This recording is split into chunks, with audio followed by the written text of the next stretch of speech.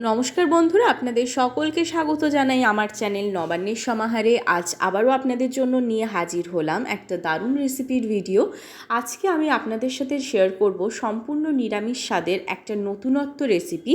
আজকে বানাচ্ছি বেগুনের একটা দারুণ স্বাদের রেসিপি। এই রেসিপিটা যদি থাকে তাহলে আর কোনো কিছুই কিন্তু লাগবে না।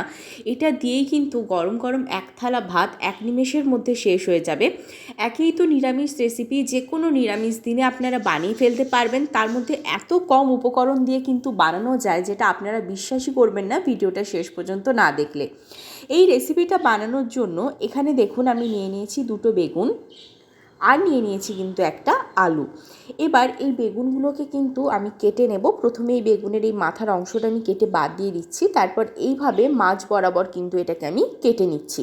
প্রথমে মাঝ বরাবর কেটে নিয়ে তারপরে কিন্তু এইভাবে দেখুন একটু লম্বা লম্বা করে এরম শেপ দিয়ে আমি কেটে নিচ্ছি। এইভাবে প্রত্যেকটা বেগুনকে, মানে দুটো বেগুনই আমি একই রকমভাবে কেটে নিচ্ছি, দিয়ে আপনাদেরকে দেখাচ্ছি। আর আলুটা কিন্তু আমি এরকম শেপ করে দেখুন কেটে নিয়েছি। এবার এখানে দেখুন একটা পাত্রের মধ্যে আমি নিয়ে নিয়েছি জল। এবার এই জলের মধ্যে এক এক করে সমস্ত কেটে রাখা বেগুনগুলো আমি দিয়ে দিলাম। এবার দিয়ে দিচ্ছি এর মধ্যে অল্প নুন, দিয়ে এটাকে কিন্তু একটু নুন জলের মধ্যে এই বেগুনগুলো আমি ভিজিয়ে রাখছি। এবার অপর দিকে একটা মিক্সিং জার নিয়েছি, তার মধ্যে একটা পেস্ট তৈরি করব। সেজন্য এখানে নিয়ে নিলাম উপকরণ হিসেবে 1 চামচ পোস্ত, 1 চামচ নিয়ে নিচ্ছি সাদা তিল, এখানে নিয়ে নিচ্ছি 2 টুকরো আদা, আর নিচ্ছি 2টো কাঁচা লঙ্কা। এবার অল্প জল দিয়ে কিন্তু পেস্টটা আমি তৈরি করে নেব। এবার এদিকে দেখুন আমি কিন্তু জল থেকে এই বেগুনগুলোকে তুলে নিচ্ছি, ভালো করে ছেঁকে নিয়েছি।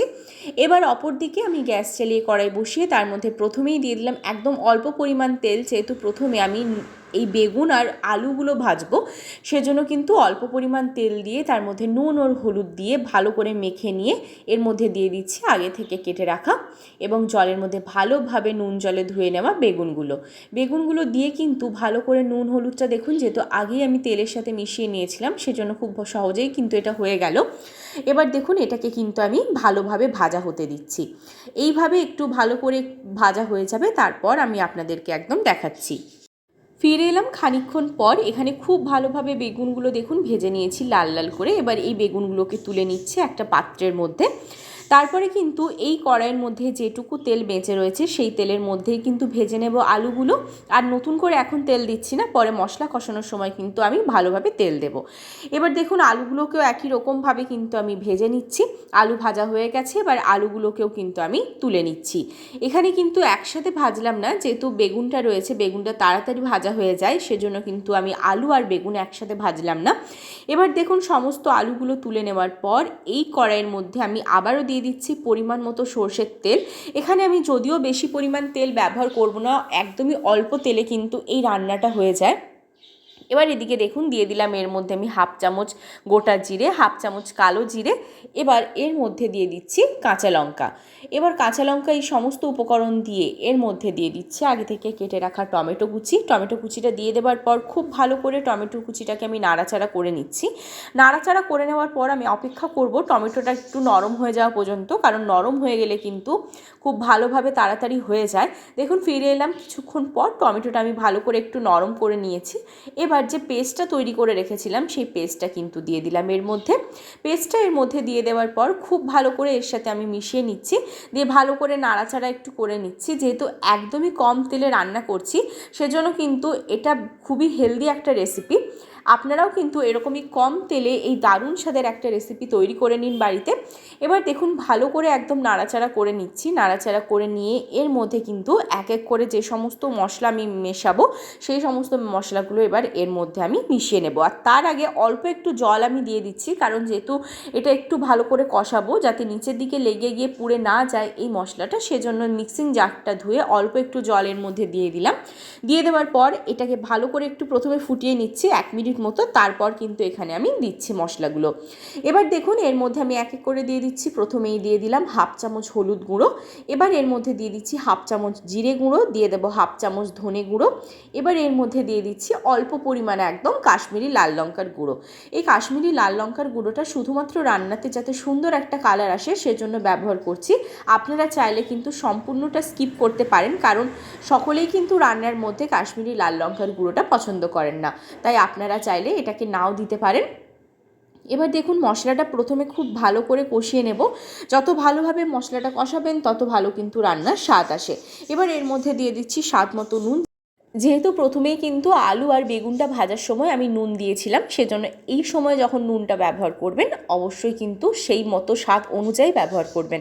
দেখুন ভালো করে মশলাটা আমি কষিয়ে নিয়েছি। এরকম অবস্থায় কিন্তু আর আমি কষাচ্ছি না, সাইড থেকেও তেল ভেসে উঠছে। এবার আমি আগে থেকে যে আলুটা ভেজে রেখেছিলাম সেটা দিয়ে দিলাম, আর পরে আমি একদম বেগুনটা দেবো, তা না হলে কিন্তু ঘেটে যেতে পারে। সেজন্য প্রথমে আমি বেগুনটা এখানে ব্যবহার করছি না।